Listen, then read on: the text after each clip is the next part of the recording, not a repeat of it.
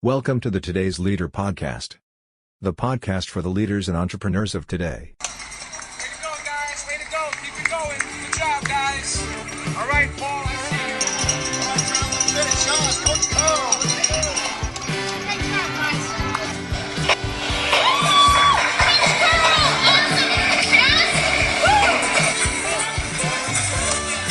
Hey there, it's Coach Carl here, and welcome to episode 314 of the Today's Leader podcast, the podcast for the leaders and the entrepreneurs of today. Now, it's always good to accept the role of being a student, to approach things with an open mind and be prepared to be challenged. Now, today's episode is exactly that for me. Now, as you know, I'm a believer in simplicity, and that simplicity allows for greater alignment and communication and clarity within your team. And along the journey of this podcast, I've had a number of different experts speak and get interviewed about the concept of innovation. And all of them had, different slants on what innovation is and how it's fostered.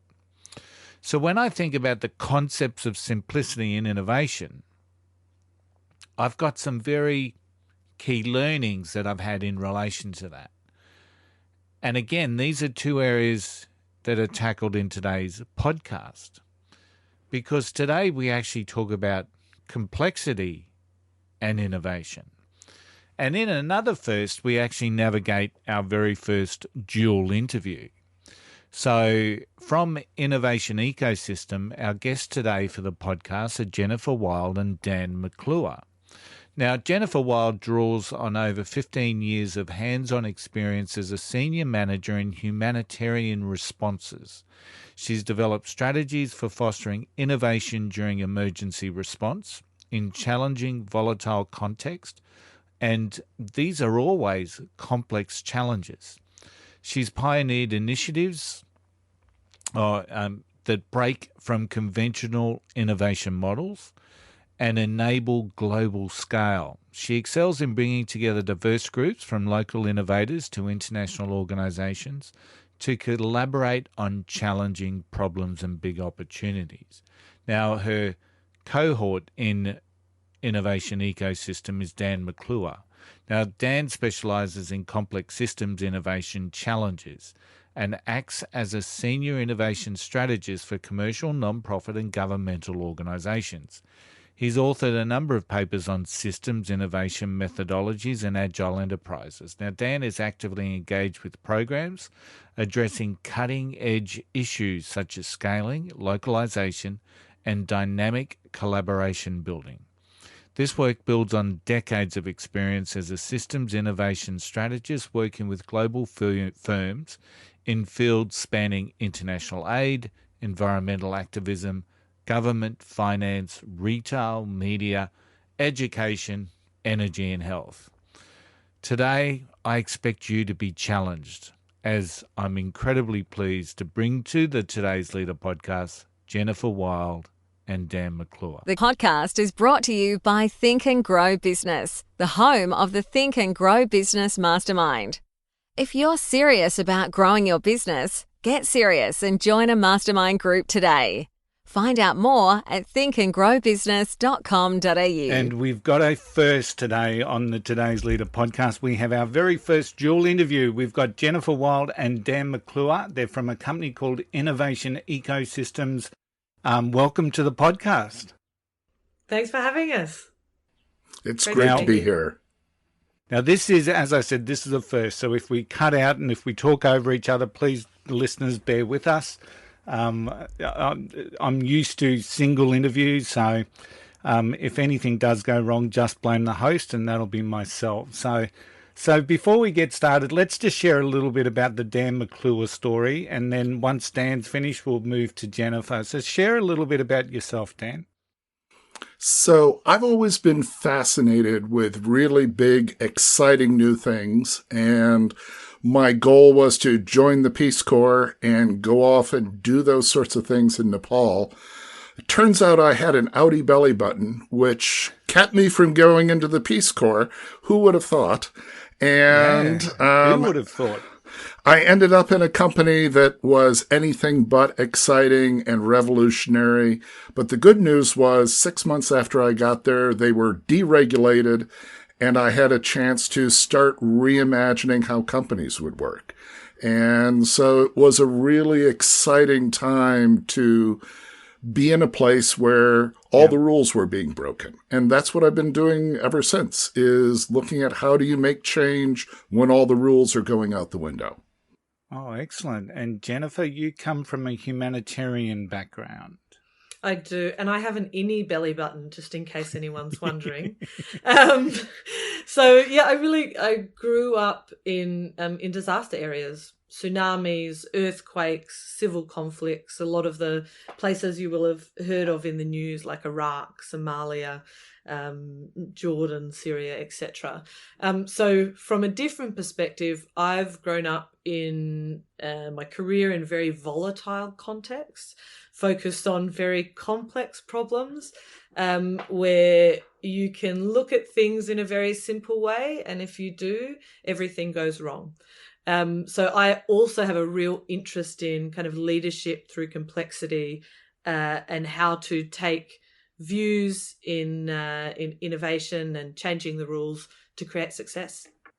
Excellent. And as I said, this will be a bit of a unique situation because I'm a big believer in simplicity, and yet both yourself and Dan embrace the concept of complexity. So share with me innovation in a complex situation. How does that work? Walk me through that. Jen, maybe South Somalia or South Sudan? Yeah, sure. So we were recently working on a project in South Sudan, and this project was around how do we support children not to be severely malnutritioned. So significant issue, saving lives. And the first thing that the team there came up with was we just need to track nutrition better. We need to understand where children are malnutritioned so we can support them.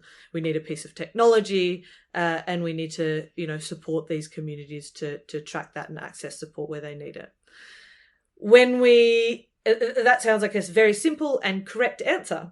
But when we dive into the kind of complexity around why these children are malnutritioned after kind of cycles of poverty and violence and war, the fact that they move around Sudan significantly, that there are kind of gaps in what the government provide, that there are community beliefs and attitudes which stop children being able to kind of access medical help and others. The ability to just see whether children are malnourished suddenly means actually that doesn't support them to access care. And so being able to really dive into that complex and look at the problem from a governmental level, from the child's perspective, from the community, from the family, from the health clinic, et cetera, et cetera. There are many different actors involved. And then say, what does different kinds of policy in that country mean? What does different kind of healthcare in that country mean? And look at all of the different parts that actually end up making children malnourished. Then you can look at many kind of different solutions, like just a program that supports mothers to know when their children are malnourished and access care. And actually, that's the program that the organisation moved forward with, and that's shown really great results in research. So rather than kind of these big, great ideas, it's like, well, let's move that healthcare from the clinics down to the mothers so they really have the knowledge and understanding to see what's happening with their children.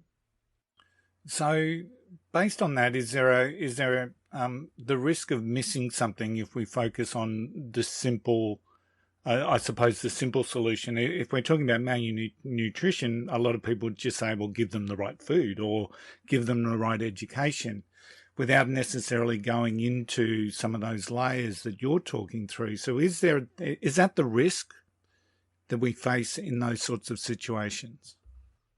Yeah, certainly. The risk is that sometimes the most obvious solution doesn't take in the complexity of the situation. So we talk about looking through a keyhole.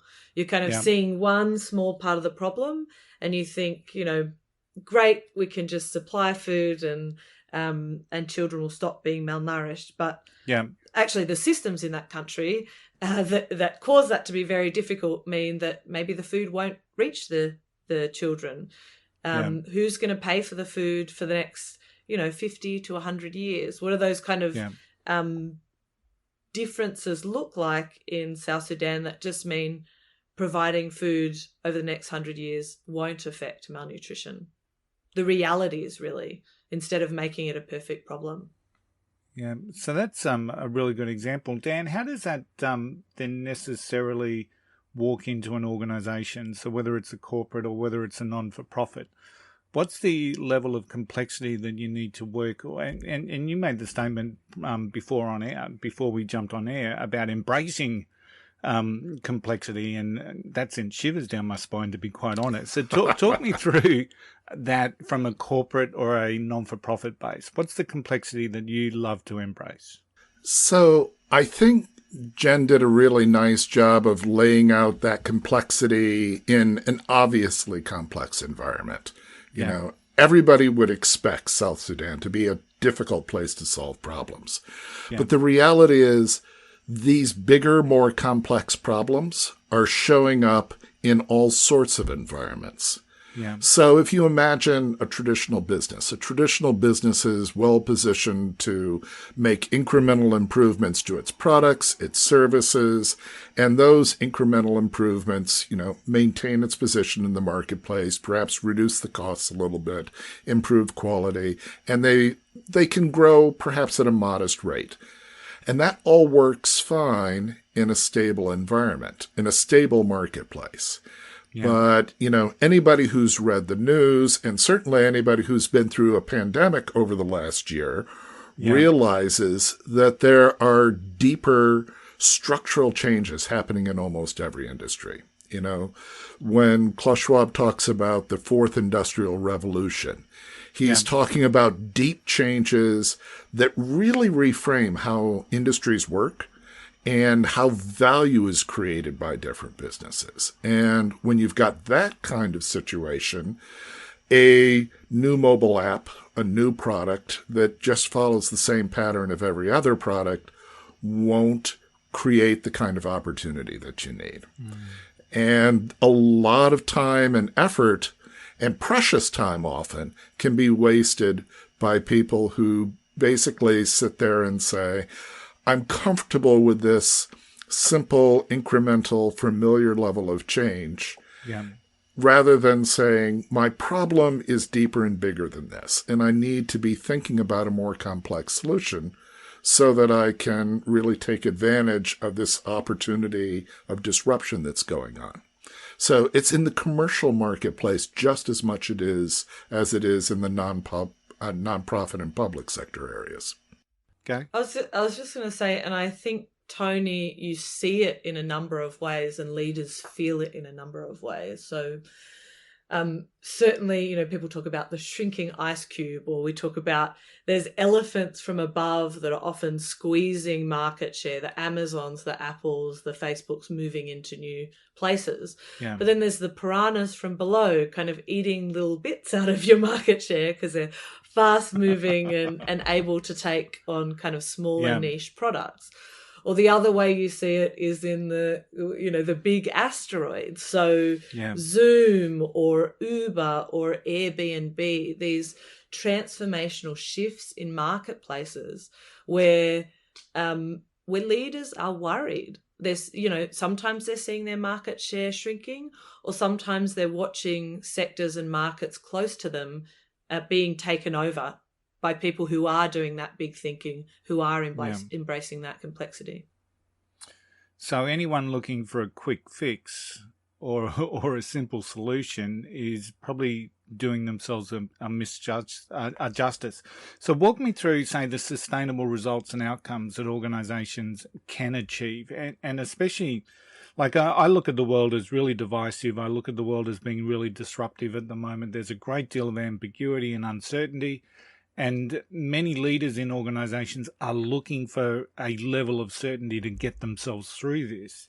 So walk me through, and I can certainly understand, I'm not going to embrace complexity as yet, Dan, but I can certainly understand the benefits that can bring to an organisation by actually going in and understanding every single scenario. But what about, is it a more sustainable solution for the organisation? So what's the selling point for a leader to embrace complexity when it comes to the world in which we live in? So I think there's two aspects of it. One is fear-based and one is opportunity-based. Yeah. The fear-based side is you've got big problems that if you try simple solutions for, you're not going to make it. You're not going to be successful. The opportunity-based is that complexity creates amazing creative opportunities. So imagine you've got a Lego set. Which Lego set would you rather have? One with 5 red pieces that are all the same, or the big jumbo Lego set with 1,000 pieces and every piece is different and you could, put them together in any possible way. Complexity comes with the disadvantage that you've got a lot more pieces to figure out, but also the creative advantage that you've got a big Lego set. And when organizations start embracing this bigger view of the problem, like Jen was talking about with her, malnutrition example, you start being able to see other opportunities. And that's really exciting. And I think our key message is that don't let what complexity feels like to you initially scare you away, because there's ways to make complexity accessible and not simple, but manageable. And so, learn the techniques to make complexity your friend rather than run away from it.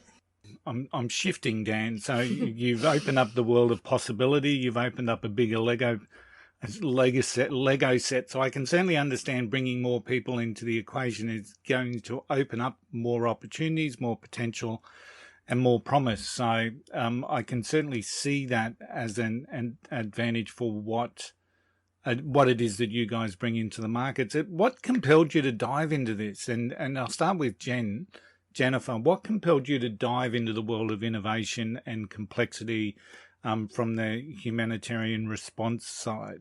What was the compelling reason? Yeah, I feel like there are some challenges and some solutions that are simple, certainly. Yep.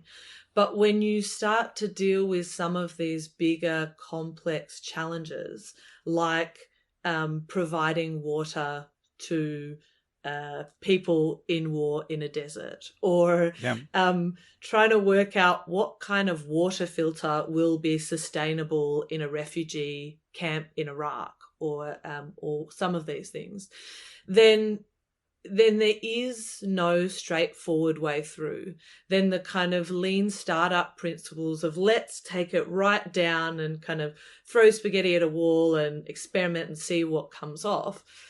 Yeah, it doesn't work anymore. It works for those small problems, like, how do I support these 10 people to gain water?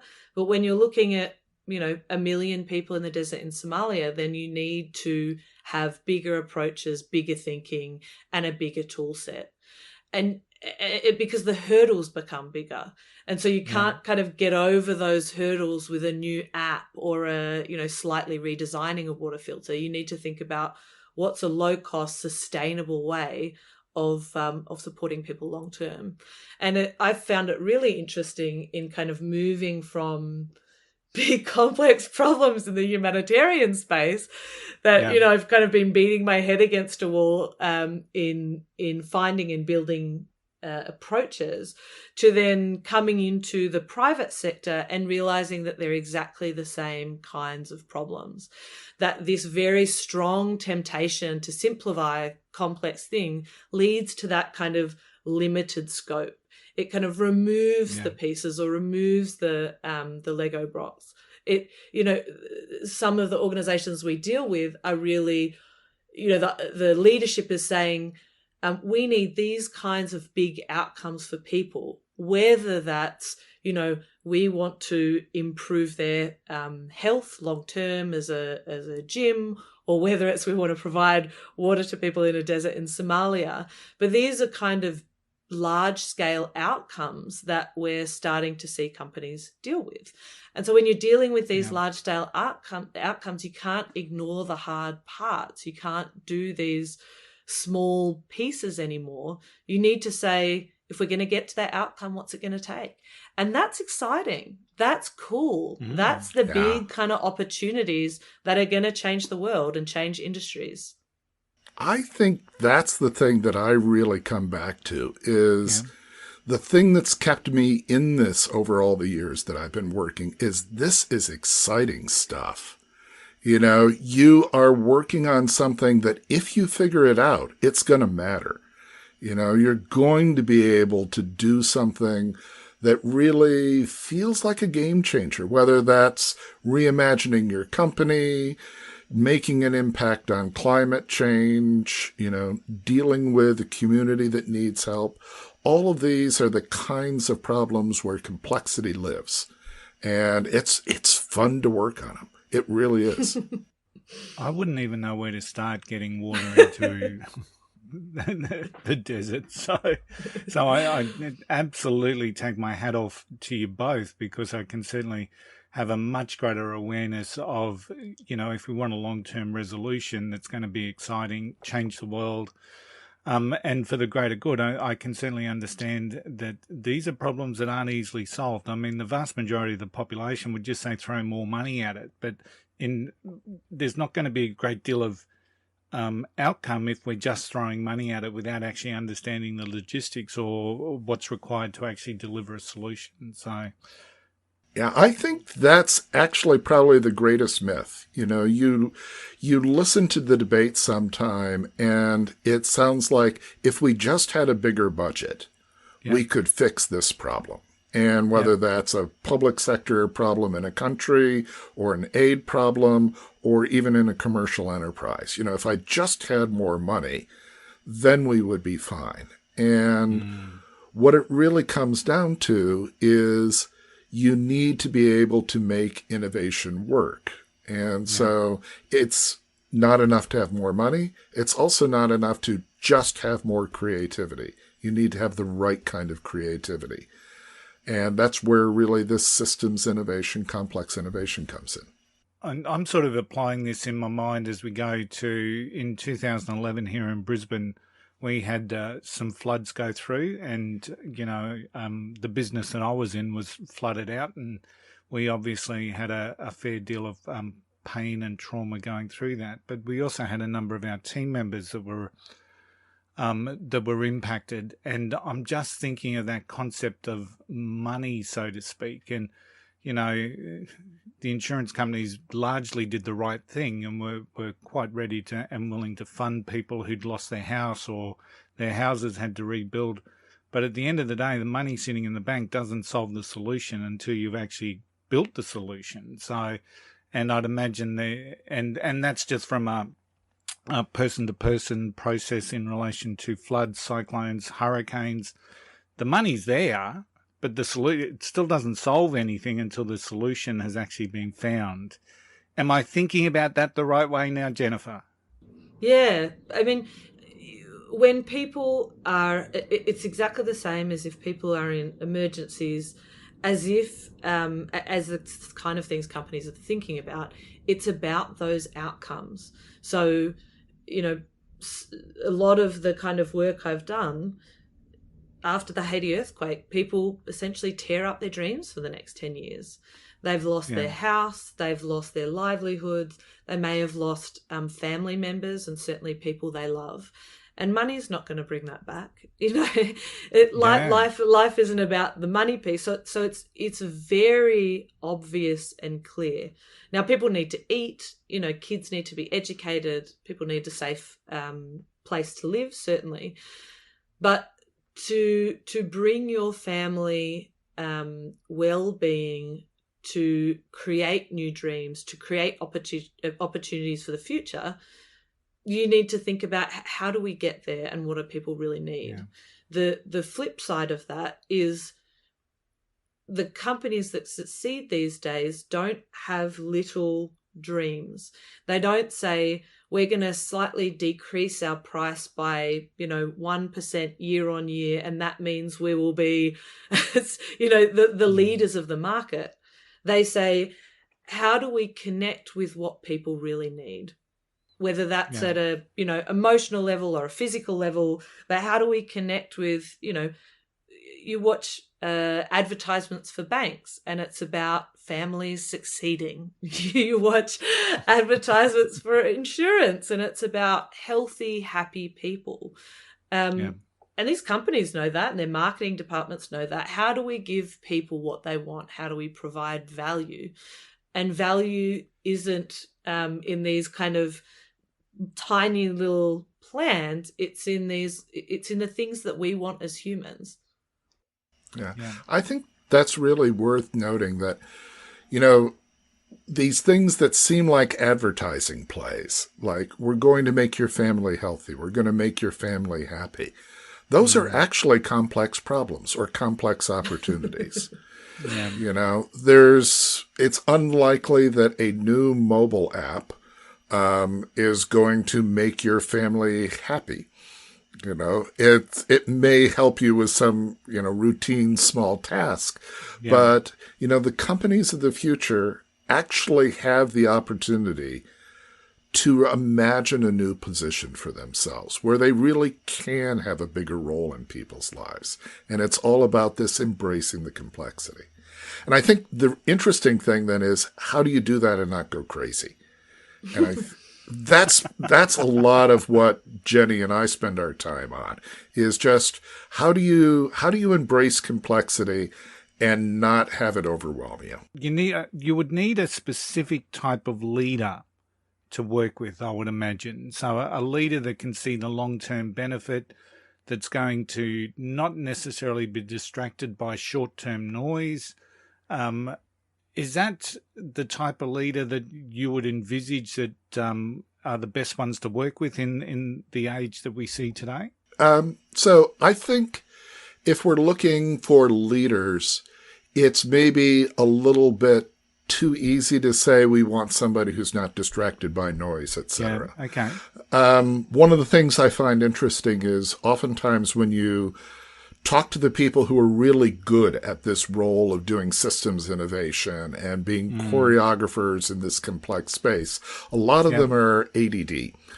And so they are actually engaged by lots of different things, lots of different ideas. Yeah. So it's not so much focus as it is openness to new ideas and seeing the way things connect. And then I think a lot of it is just coming up with the right practices to go along with that. If you're depending on a heroic leader to get you through the night, that's not going to be easily replicable. And there's practices that you can put in place that would help you get through the night with a perhaps slightly less heroic leader. So, for example, Tony, you said before, I wouldn't even know where to start. What do you do with the kind of complexity? And I think a really nice place to start, a really easy place to start, is actually, rather than that kind of 80-20 focus in, stepping back and saying, okay, let's look at the big picture. And this could be the big picture of a problem. This could be the big picture of your organization. But who are the actors involved? How are they connected? What kind of role do they play in this challenge or in our organization? What do they do? So we're not going to say, we're going to look at mothers aged 31 to 35, our target market, and we're going to, make up personalities for each of these, Jan, Jane, and Jen. We're going to say, what does their life look like, and what are all of the things they're connected to? And when you start to look at that big picture of your challenge, it actually starts or stokes a really interesting conversation about what impacts different parts, what impacts Jan, Jane, and Jen. What different people are they connected to? What are they buying? But also, what kind of policies and thinking and media might affect them, and what are their husbands doing, and what are their kids learning at school? Expand and expand and expand. And suddenly you get to see these new opportunities, these kind of greenfield or blue ocean places where you say, wow, we've never thought of it like that. And there's some clarity that comes with that. It doesn't need to be messy and complex and noisy. There's some insights and clarity that comes from saying, I can see some of that complexity now, and I can see how different things affect each other. And I think it's exciting because you can see the new opportunities. B, it's empowering because you can see new ways forward and new ways to get over some of the challenges you face. But C, it leads to some of that kind of transformational stuff where you don't need to spend years getting into all of the details. You can kind of step back and say, here's a new strategy for something we can really do. And you can find all kinds of leverage points within that, which is, what gets smaller companies trying to compete with some of these larger companies excited, right? Where are those leverage points? I'm sort of envisaging it's like a cascading flow. So as we start to unearth or dive into what may be the initial problem, that starts to unearth and cascade down into more detail, more depth, different complications, how that impacts on another. So in regards of that, I can certainly, it's almost like a, when you're investigating accidents or incidents within the workplace health and safety aspect, it's not just the initial thing that someone fell off a ladder. It's about really trying to dive into the background, the training, the attitude, the quality of the ladder, the maintenance, and that's when we start to unearth what the real reason why that particular problem occurred. So in your journey, you've obviously had some inspiration to be working in this particular space. And, my listeners and myself can certainly hear the passion, but also the clarity and the calmness around what it is that you talk about. So I really, really love that. But who's inspired you in your leadership journey? We'll start with Jen. Who's been and you can't say Dan, all right?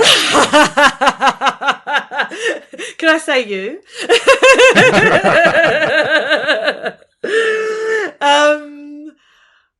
Gosh, I've many inspirations. I mean, there's wow, this is a big question now.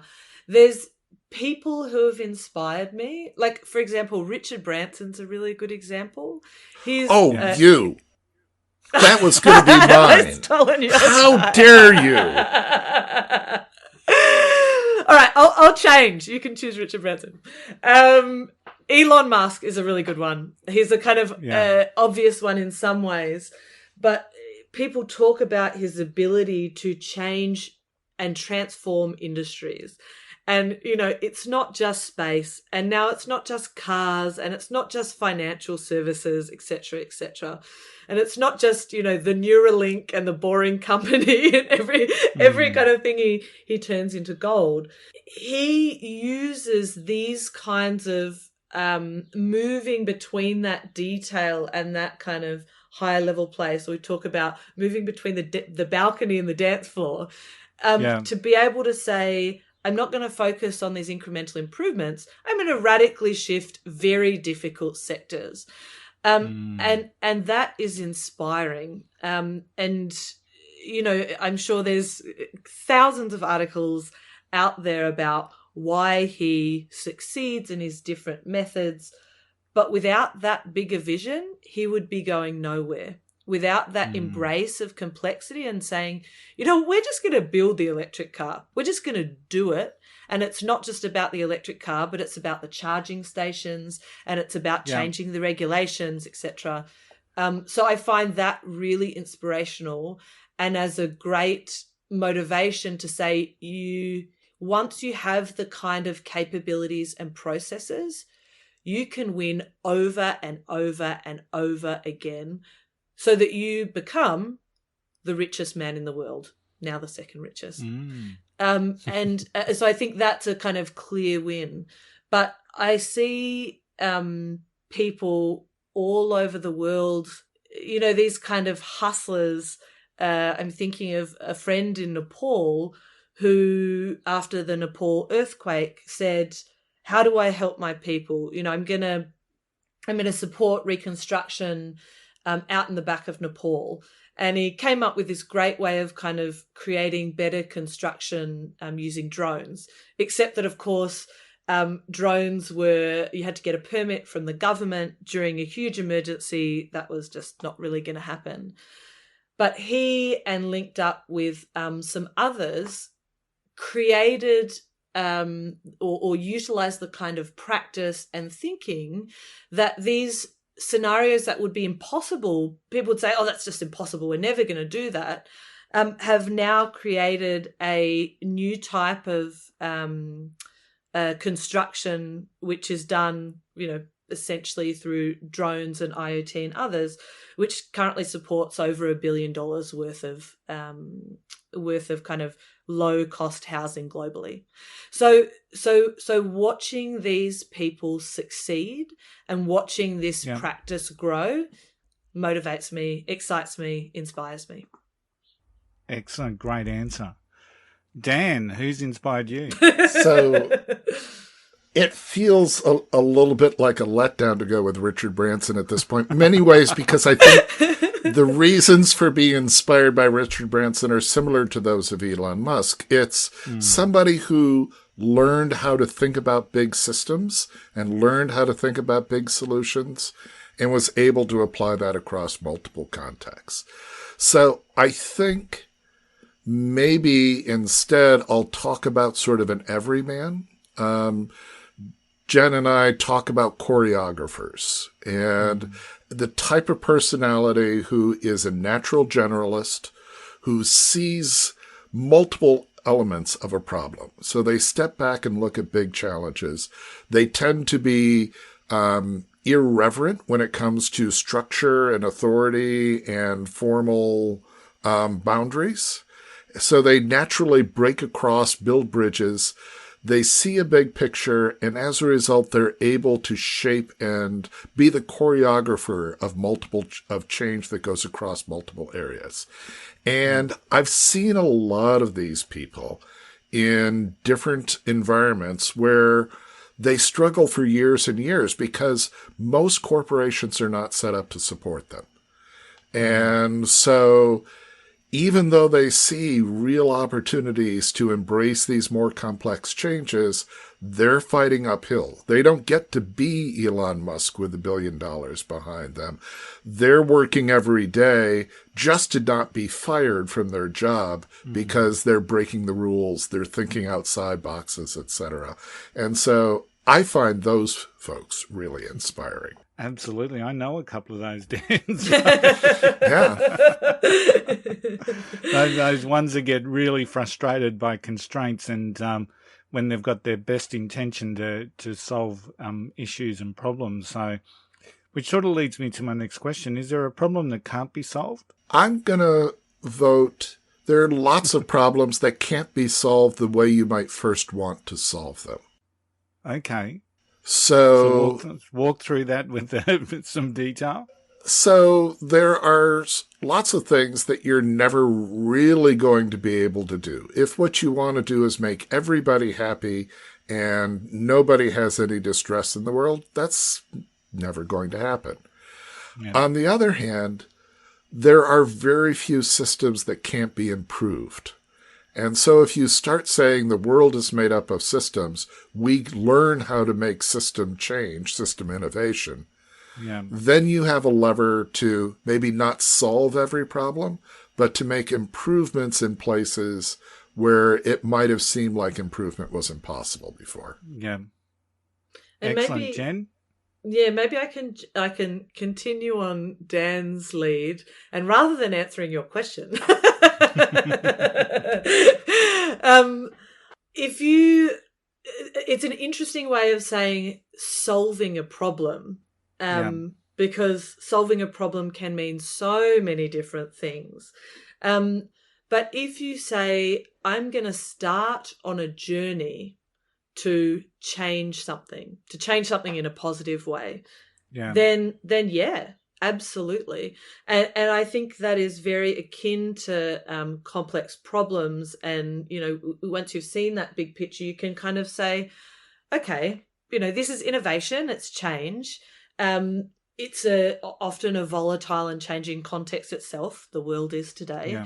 So, we pick a kind of starting point and we say we're going to evolve and adapt from here. And if you look at evolving and adapting and, kind of iterating on your decisions and making a wiggly line, I think there's very little that you can't attack and deal with and change. And it's that ability to say, it's the unknown unknowns. There's plenty of unknowns in our world, and in leading emergencies, weeks into a huge crisis where very little. I used to listen to kind of Donald Rumsfeld and people who deal with incredibly, Dave Snowden, incredibly complex places. And one of my leadership coaches once said, do you know what? If at this point you have 50% of the information, you need to move forward, because that in emergencies, the risk of lives of real people losing their lives is serious, and you just need to keep making those decisions.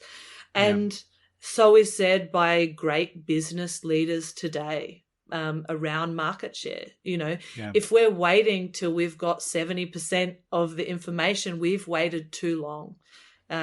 So I think when you're looking at that complexity and when you're looking at that picture, saying, I'm comfortable with not knowing everything, and then moving that down to say the higher level complexity, the more transformative you can be, I'm comfortable with knowing much less, and then adapting and course correcting and building that journey out over a period. And that's really the key thing, is the way we've defined risk in sort of a reductionist 20th century world is, have we planned out all the details so that all the uncertainty is gone? And that ignores another way of managing risk, which is, I'm going to walk out the door, and if there is a gap in the ground, I'm going to walk around it. I'm going to watch and observe and adapt as we go. And, most of us are actually able to cross streets and everything else without having a complete plan of how the traffic is going to come at us, because we look at what the traffic's doing.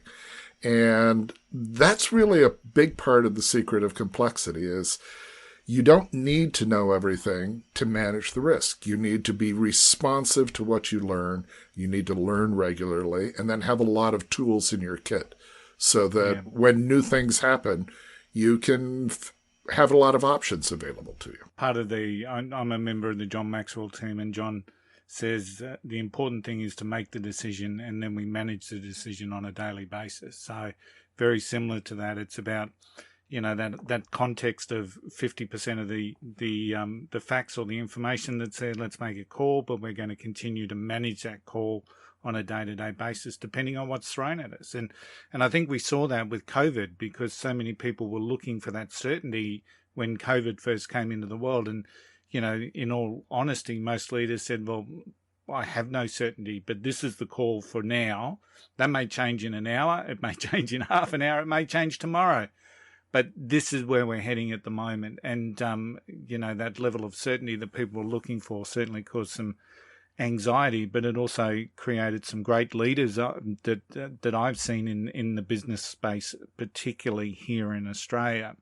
Some leaders that really were able to provide the level of certainty that they could for their team, but with the proviso that, hey, this is at the moment, we've got to lead in the present, we've got to manage in the present. So talk me through, just coming to the end of the discussion, I feel like a real student today, so thank you very much for that. So for both of you, what's the vision for your organisation, your organisation's innovation ecosystem?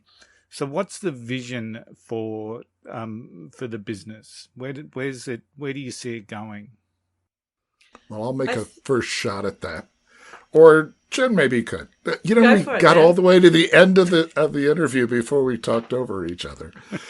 I think from the way I would represent the challenge is systems innovation, this embrace of complexity, is still a new field.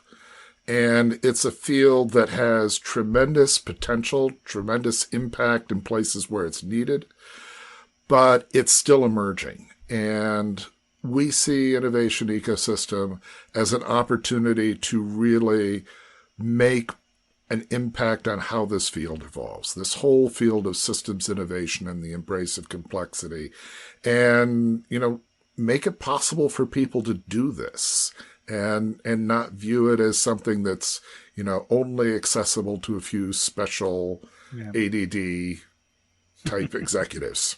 I would absolutely agree with that, Dan. And I would say, as someone who's spent quite a bit of their time innovating, I want to help others understand and have the insight and the kind of tools to be able to do this. And, when you look at the kind of management speak, you see this is a deep time of change. There's deep threats and opportunities. The world's moving faster than it ever has before. And then you say, and so what? And we speak to a lot of organizations that are kind of saying, where do I go next? What does this look like? And so how do you support them to then imagine that bigger vision, to support the nuts and bolts of how to do that kind of bigger transformational innovation and those new capabilities? So I really want to be able to support those new kinds of changes and our world to be able to meet the kind of challenges that we have. Just, I suppose, a question that I've been thinking of as we've been going. In the startup space or in the entrepreneurial space or in the tech space, are you seeing entrepreneurs looking at complexity or looking at technology in the way to solve some of these complex problems, whether they be social, community, or organizational focus? Is there a trend of that starting to occur? I think there's a big wall that needs to be surmounted. And we built the wall around 2007 when the whole mobile market emerged. It was built on top of the web market.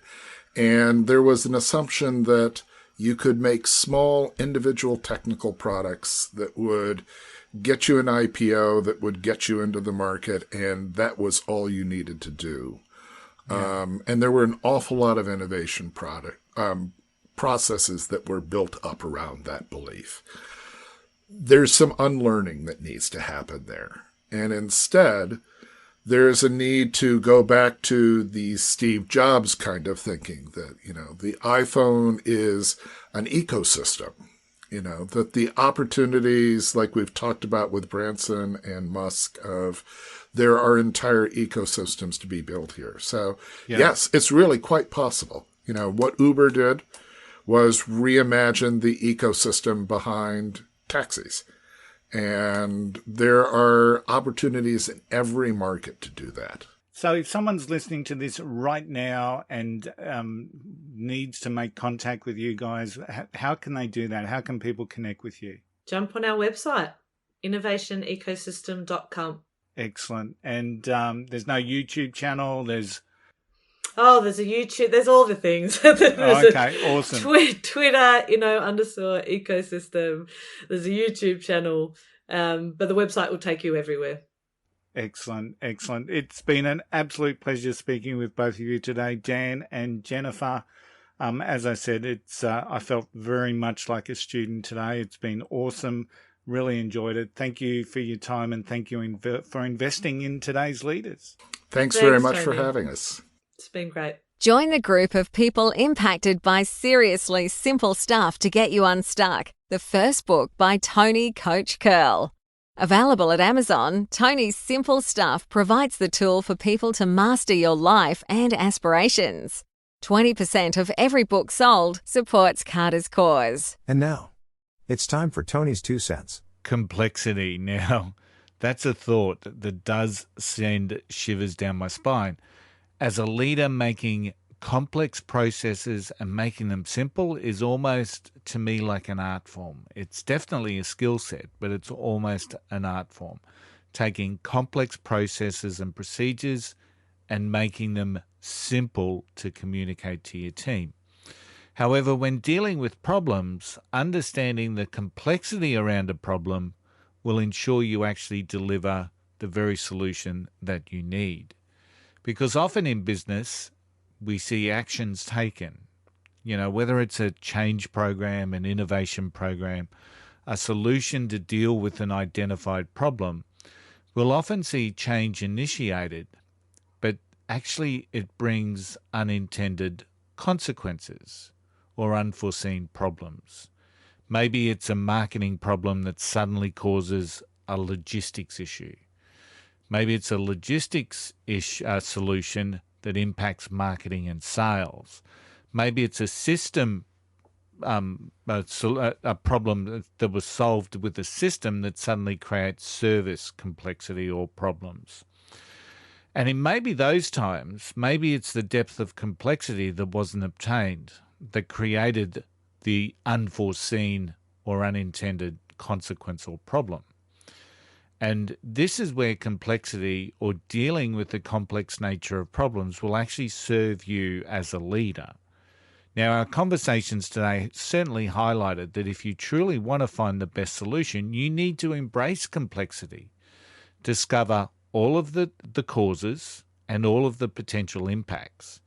And then maybe once you've discovered that and strategized a way to solve that, the ability to then take that and communicate it simply to get the buy-in with your team and to be able to work through the plan or the strategy, I think is really, really important. There was a fantastic interview with Dan and Jennifer, and I really do thank them so much for being on the Today's Leader podcast. And once again, if you're looking to connect with them, you will find their details in the show notes. Now is the time for you to take control of your leadership growth in this disruptive world we navigate. Our aim is to help you be the best leader you need to be today by providing you access to global leaders and experts. Now, if you're looking to build leadership skills, better leadership skills, check out the Today's Leader website at todaysleader.com.au. Today's Leader is a collective mindset, being the best leader today, forging greater success tomorrow. The mindset to make a difference, the ability to create an impact. Think and Grow Business, of course, hosts our Today's Leader Masterminds. Think and Grow Business, where we focus on personal, professional and business growth. Book your free 30-minute call today at thinkandgrowbusiness.com.au. You are standing stronger, braver and wiser. Don't forget the golden rule. You know what it is. Don't be an arsehole. I'll see you all again next week. Bye for now.